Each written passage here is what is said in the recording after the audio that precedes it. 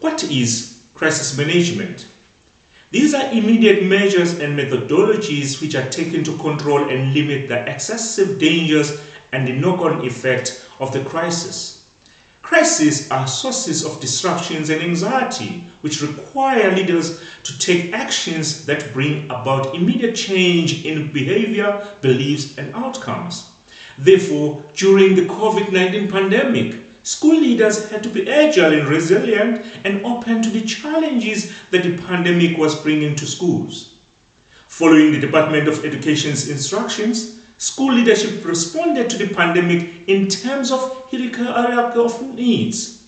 It was understood that in order for the learners and teachers to be successful in the classroom, they needed to feel physically and psychologically safe.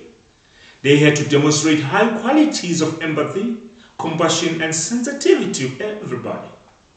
This reminds us of Maslow's hierarchy of needs. In this case, we look at the learners and staff's well-being, the physical needs, which included technology, the instructional needs, how to teach. The health and the learners of staff was the priority.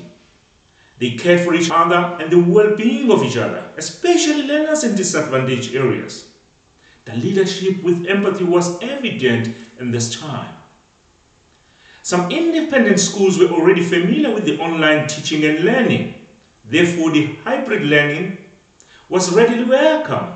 However, in state schools, learners had challenges accessing the digital learning tools. However, the department did provide some protection against the virus.